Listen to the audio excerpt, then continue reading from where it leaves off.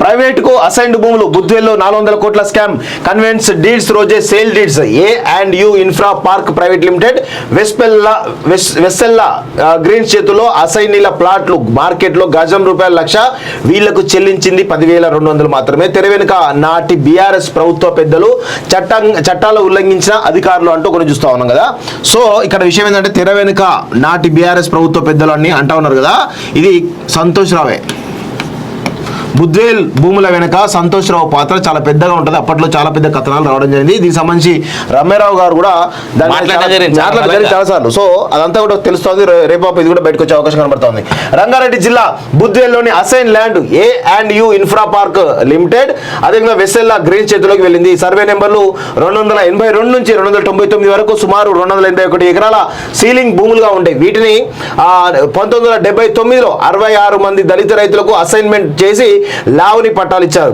అయితే ఎన్నో సంవత్సరాల తర్వాత వివిధ కారణాలు చూపుతూ అప్పటి అధికారులు ఆ పట్టాలు రద్దు చేయగా అసైనీలు కోర్టుకు వెళ్లి ఆఫీసర్ల ఆర్డర్లు క్యాన్సిల్ చేయించారు. ఈ వివాదాల నేపథ్యంలో కొందరు మధ్యవర్తులు తాము ప్రభుత్వంలో లాబింగ్ చేసి ఈ భూమిని లేఅవుట్ చేస్తామని కుట్రకు తెరతీశారు. దీంతో అసైనీలు దాదాపు 400 కోట్లు నష్టపోయారట. అబ్బా 400 కోట్ల నష్టం. అండ్ బేసిక్లీ మన తెలంగాణలో ఉన్నటువంటి చట్టాల ప్రకారం అసైన్ ల్యాండ్స్ దట్టు లావణి పట్టాన్ని చేంజ్ చేయాలంటే చాలా ఉంటుంది దాని వెనకాల. సో ఇదంతా కూడా రావడం జరిగింది.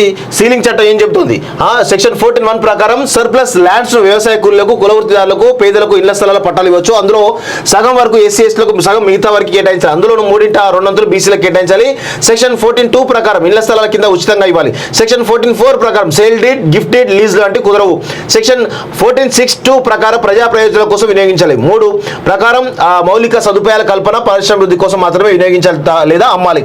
వైఎస్ రాజశేఖర రెడ్డి హయాంలో సీలింగ్ భూములను స్పెషల్ ఎకనామిక్ జోన్లకు వినియోగించుకోవచ్చని చట్ట సవరణ చేశారు. అంతే తప్ప రియల్ ఎస్టేట్ కంపెనీలకు అమ్మొచ్చని మాత్రం కాదు. సో భూముల అమ్మకమే చట్టవిరుద్ధం. హెచ్ఎండిఏ ల్యాండ్ పూలింగ్ రూల్స్ ప్రకారం భూ యజమానులకు 60% అంటే ఎకరానికి సుమారు 1741 గజాలు అభివృద్ధి చేసిన ప్లాట్ ను కేటాయించాలి. కానీ వారి పేరిట ఎన్ని ఎకరాలు ఉన్నా కేవలం 800 గజాలు మాత్రమే ఇచ్చారు. ఒక్కో అసైనికి 404 ఎకరాలు ఉండేవి.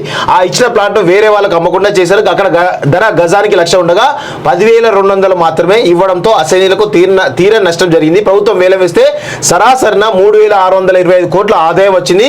66 మంది అసైనీలకు ఒక్కొక్కరికి 800 గజాలు, 82 మందికి 200 గజాల వంతున 69,295 గజాల జాగను లేఅవుట్ లో కేటాయించింది.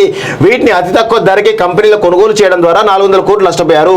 భూముల అమ్మకం చట్ట విరుద్ధం అని చెప్పేసి తెలుస్తోంది. సామాన్యులు రిజిస్టర్ చేసుకుంటే మరుసటి రోజు కూడా ఒరిజినల్ డాక్యుమెంట్స్ ఇవ్వని అధికారులు ఇక్కడ మాత్రం అసైనీల పేరిట కన్వెన్స్ డీడ్ చేసిన మరుక్షణమే రియల్ ఎస్టేట్ కంపెనీలకు సేల్ డీడ్ చేశారు.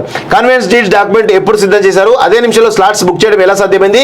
తహసీల్దార్కు అంత ఆసక్తి ఎందుకు? దీని వెనుకున్న పెద్ద పొలిటీషియన్లు ఎవరు అనే సందేహాలు వ్యక్తమవుతున్నాయి. అధికారులు నిబంధనలు ఉల్లంఘిస్తూ వారి కోసం పనిచేశారన్న ఆరోపణలు వినిపిస్తున్నాయి. అలాగే రెవెన్యూ శాఖ ప్రిన్సిపల్ సెక్రటరీ ఇచ్చిన మెమో నెంబర్ అంటూ ఈరోజు పెద్ద ఎత్తున ఈ ప్లాట్లో రిజిస్ట్రేషన్ చేసే అధికారం కలెక్టర్కి ఇచ్చింది. దానికి వ్యతిరేకంగా రాజేంద్ర తహసీల్దార్ కె చంద్రశేఖర్ కన్వెన్స్ డీడ్ చేయడం గమనార్హం. అంటే ఉద్దేశపూర్వకంగా కలెక్టర్ ఇరుక్కోకుండా తహసీల్దార్ చేత ఎగ్జిక్యూట్ చేయించారని తెలుస్తున్నది. కరెక్ట్ 1 year బ్యాక్ ఇది జరిగింది. సో 400 కోట్ల స్కామ్. ఇది నాకు తెలిసి రమ్యారావు దగ్గర ఈ పూర్తి డీటెయిల్స్ అయితే ఉండే అవకాశం ఉంటుంది వాస్తవంగా. ఎందుకంటే సంతోష్ రావు ఈ 400 కోట్ల స్కామ్ వెనకాల సంతోష్ రావు పాత్ర చాలా స్పష్టంగా ఉంటది అనేది ఎప్పటి నుంచో కూడా తెలుస్తుంది. బుద్వేల్ ల్యాండ్స్ అంటేనే సంతోష్ రావు. ప్రైవేట్ కు అసైన్డ్ భూములు బుద్వేల్లో 400 కోట్ల స్కామ్. కన్వెన్స్ డీడ్స్ రోజే sale deeds. A&U infra park private limited Vessella greens చేతుల్లో అసైనీల ప్లాట్లు మార్కెట్లో గజం రూపాయల లక్ష, వీళ్లకు చెల్లించింది 10,200 మాత్రమే. తెర వెనుక నాటి బీఆర్ఎస్ ప్రభుత్వ పెద్దలు, చట్టాలు ఉల్లంఘించిన అధికారులు అంటూ కొన్ని చూస్తా ఉన్నాం కదా. సో ఇక్కడ విషయం ఏంటంటే తెర వెనుక నాటి బీఆర్ఎస్ ప్రభుత్వ పెద్దలు అని అంటా ఉన్నారు కదా. ఇది సంతోష్ రావే. బుద్వేల్ భూముల వెనక సంతోష్ రావు పాత్ర చాలా పెద్దగా ఉంటుంది. అప్పట్లో చాలా పెద్ద కథనాలు రావడం జరిగింది. దీనికి సంబంధించి రమ్యారావు గారు కూడా చాలాసార్లు. సో అదంతా కూడా తెలుస్తుంది. రేపు ఇది కూడా బయటకు వచ్చే అవకాశం కనబడుతుంది. రంగారెడ్డి జిల్లా బుద్వేల్లోని assign land A&U infra park limited, అదేవిధంగా వెస్సెల్లా గ్రీన్ చేతిలోకి వెళ్ళింది. సర్వే నెంబర్లు 282 నుంచి 299 వరకు సుమారు 281 ఎకరాల సీలింగ్ భూములుగా ఉంటాయి. వీటిని 1979లో 66 మంది దళిత రైతులకు అసైన్మెంట్ చేసి లావణి పట్టాలు ఇచ్చారు. అయితే ఎన్నో సంవత్సరాల తర్వాత వివిధ కారణాలు చూపుతూ అప్పటి అధికారులు ఆ పట్టాలు రద్దు చేయగా అసైనీలు కోర్టుకు వెళ్లి ఆఫీసర్ల ఆర్డర్లు క్యాన్సిల్ చేయించారు. ఈ వివాదాల నేపథ్యంలో కొందరు మధ్యవర్తులు తమ ప్రభుత్వంలో లాబింగ్ చేసి ఈ భూమిని లేఅవుట్ చేస్తామని కుట్రకు తెరతీశారు. దీంతో అసైనీలు దాదాపు 400 కోట్లు నష్టపోయారట. అబ్బా 400 కోట్ల నష్టం. అండ్ బేసిక్లీ మన తెలంగాణలో ఉన్నటువంటి చట్టాల ప్రకారం అసైన్ ల్యాండ్స్ దట్టు లావణ్య పట్టాన్ని చేంజ్ చేయాలంటే చాలా ఉంటుంది దాని వెనకాల. సో ఇదంతా కూడా రావడం జరిగింది. సీలింగ్ చట్టం ఏం చెప్తుంది? సెక్షన్ 14(1) ప్రకారం సర్ప్లస్ ల్యాండ్స్ వ్యవసాయ కూలీలకు, కులవృత్తిదారులకు, పేదలకు ఇళ్ల స్థలాల పట్టాలు ఇవ్వచ్చు. అందులో సగం వరకు ఎస్సీ ఎస్టీలకు, సగం మిగతా వరకు కేటాయించాలి. అందులో 3/2 బీసీలకు కేటాయించాలి. సెక్షన్ 14(2) ప్రకారం ఇళ్ల స్థలాల కింద ఉచితంగా ఇవ్వాలి. సెక్షన్ 14(4) ప్రకారం sale deed, gift deed, lease లాంటి కుదరవు. సెక్షన్ 14(6)(2) ప్రకారం ప్రజా ప్రయోజనాల కోసం వినియోగించాలి. 3 ప్రకారం మౌలిక సదుపాయాల కల్పన, పరిశ్రమాభివృద్ధి కోసం మాత్రమే వినియోగించాలి లేదా అమ్మాలి. వైఎస్ రాజశేఖర రెడ్డి హయాంలో సీలింగ్ భూములను స్పెషల్ ఎకనామిక్ జోన్లకు వినియోగించుకోవచ్చని చట్ట సవరణ చేశారు. అంతే తప్ప రియల్ ఎస్టేట్ కంపెనీలకు అమ్మొచ్చని మాత్రం కాదు. సో భూముల అమ్మకమే చట్టవిరుద్ధం.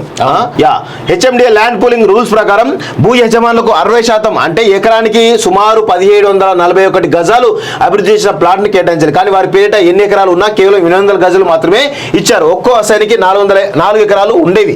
ఆ ఇచ్చిన ప్లాట్ వేరే వాళ్ళకి అమ్మకుండా చేశారు. అక్కడ ధర గజానికి 1,00,000 ఉండగా 10,200 మాత్రమే ఇవ్వడంతో అసైనీలకు తీరని నష్టం జరిగింది. ప్రభుత్వం వేలం వేస్తే సరాసరిన 3,625 కోట్ల ఆదాయం వచ్చింది.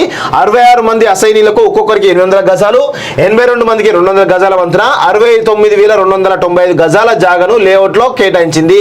వీటిని అతి తక్కువ ధరకే కంపెనీలు కొనుగోలు చేయడం ద్వారా 400 కోట్లు నష్టపోయారు.